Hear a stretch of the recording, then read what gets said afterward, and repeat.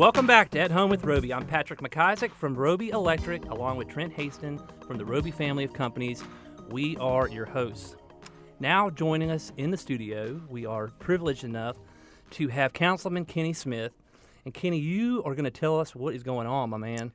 Man, we'll give you a lot of information. First, I fear I'm dragging down the show. The first segment was pretty interesting and entertaining. I hope I can live up to expectations. I appreciate y'all having me on. Real quickly, I'm not just a guest on your show, but I'm a customer of Roby Electric. Whoop, you guys actually bailed me out right as the time my fourth child was born. We had a meter hanging off the side of the house on Good Friday, and no other electrician could show up. Roby Electric showed up and put my wife at ease as we were heading into the hospital. Wow, I did not know that. I mean, I know you said you were a customer of ours at one point, but I didn't know. He's been bagging that story. That was a good story to bag. It took him the whole first segment to make that joker up. Yes, you took too long to give me a mic. I hear you. Well, at least we got somebody that's educated in here now that could, maybe raise our game. Trent. What do you think? Educated, no. Yeah. Well, tell us about South Park, Kenny. We talked about it in the first segment. This picture tells a million words. I mean, what this place looked like in the 70s versus what it's now, it's insane. It's incredible. I'm a native Charlottean. I grew up a half mile from the mall, and I can remember days when Eastland Mall was prominent, and you would drive from our neighborhood over to Eastland, and the growth we have seen in South Park is just incredible. And we were talking about a stat off air that is one of my sort of most interesting stats we have. In 1980, the population for the city of Charlotte was 315,000 people. In 2015, there are 250,000 people that live within 5 miles of South Park.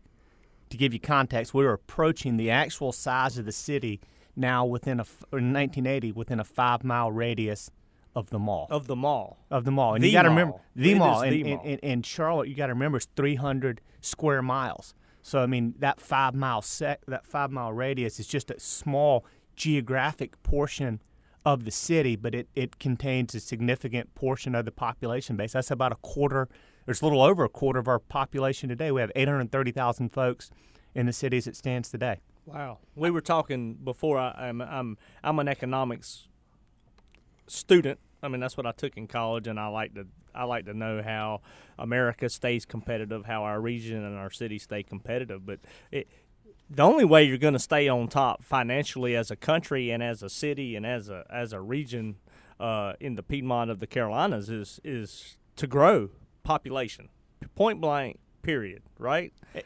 No question. And the city of Charlotte's adding 33,000 people a year, which is another staggering statistic. And these folks need places to live, they need places to work, they need places to shop, they need places to go out to dinner. And so the byproduct of adding all those people is a new density. And to the native Charlotteans, it may be a bit much, but it's something that is helping our economy grow. We're the 16th largest city in the country now. I think we're the 9th largest state. So if you look at some of these demographics, that when you and I were kids living in a sleepy little southern town, it's just hard to believe. Go ahead. I wonder, I mean, where would South Park, I mean, you might not know the answer to this question, but as far as largest cities in North Carolina, if you just took South Park, I mean, it had to be the top 5. Second largest CBD in the country. CBD, that's okay. To uptown Charlotte, although I suspect Ballantyne may pass that soon, just with everything Mr. Bissell has going on out there. Round 2. We call that round 2. So we would have number 1, 2, and 3 all in basically greater Mecklenburg, Charlotte area. That's why Eastern North Carolina hates us. We like their barbecue, though, down there. Yep, good point. And Kenny, you've got a laundry list of statistics here. Number 1 most entrepreneurial cities, Global Trade Magazine. Number 1 growth in number of businesses, Wallet Hub. I mean, it goes on and on here. I mean, we're in a great spot for business. We are, and I think the thing that sort of contributes to this, too, is we're the second fastest growing big city in the country. So there are a lot of good things happening in the city of Charlotte that are attracting people here. And if you look at who's coming, about half the people are between 18 and 34, and half of them are educated. So we're adding smart young people. That is who is starting to make up this population explosion. So what are the industry drivers pulling these young professionals to Charlotte? You know, at one time it was banking. Fortunately now we are a more diverse economy. We have incredible healthcare system. MetLife brought a bunch of jobs to the city. Sealed Air has brought a bunch of jobs to the city. Electrolux has brought a bunch of jobs to the city. So as we grow, we are becoming more entrepreneurial. Packard Place Uptown I think it's the second largest entrepreneurial incubator, that's a mouthful, in the country, Wow. second behind, I believe, Boston. And so we are now becoming a hotbed of folks that want to do what you guys do, start up your own business and try to chase the American dream. And it is, I mean, if that's what you want to do.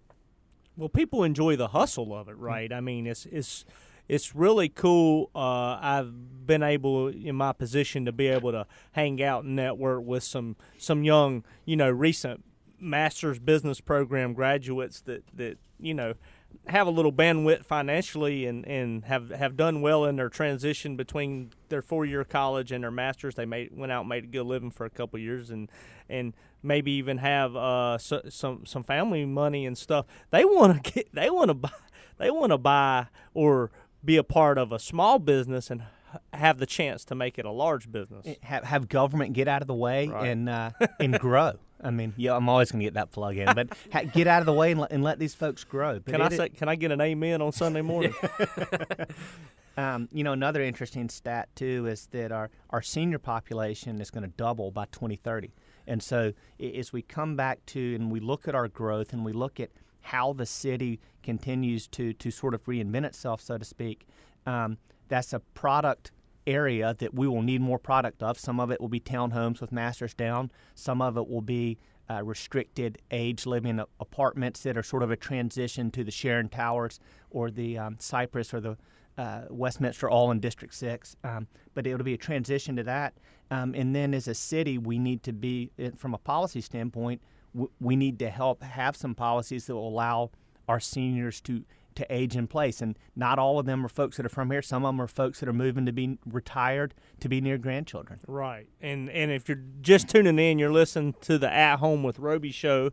Our guest today is Kenny Smith, who is District 6, South Park area, and he's talking about the seniors moving to town and the need in the coming decades for senior housing and such. We have a division named Roby Cross, which caters to the senior community, and it's a hybrid between our commercial and our residential because they are commercial products, but they have residential flair to them. So we see that as a growing opportunity and a growing trend in Charlotte. It's great, especially in the South Park corridor. Mm-hmm.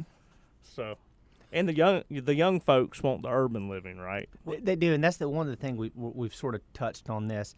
Part of what's made this transition so interesting is Charlotte was developed really on a suburban footprint. Right. And so now we're rapidly urbanizing this suburban footprint. And what you're seeing more density in the form of a lot of multifamily, but you're also seeing more connectivity. You're seeing projects tied closer together, so hopefully people can live, work, and play, so to speak, in a close proximity to one area.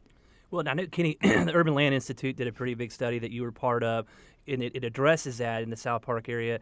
And as we get in and roll into the next segment, I really want to touch on that because I know there's some concerns of where do all these people go, because in that study, and I know you can get into this in more depth, it talks about how Charlotte is a driving city. We drive our cars and we drive from point A to point B, and I know that there's some efforts being put in place to try to make it a little bit more walkable and the ease to get around from place to place. That is, walkability is a huge issue for the city, and one that has got our CDOT, Charlotte Department of Transportation. We talk about multimodal transportation. So, folks, we're no longer just focused on how do we get cars A to B. We want to figure out how people get A to B, be it light rail, be it bicycles, be it walking, but trying to get folks to accommodate this density and increase in folks, and people want to get around differently. The millennials want to get around differently. They don't just necessarily want to hop in a car. Millennials. I knew you were going to say that. That's the buzzword. I'm right. I am a millennial. I'm like the last Are year. you? Yeah, barely. I knew I didn't like you.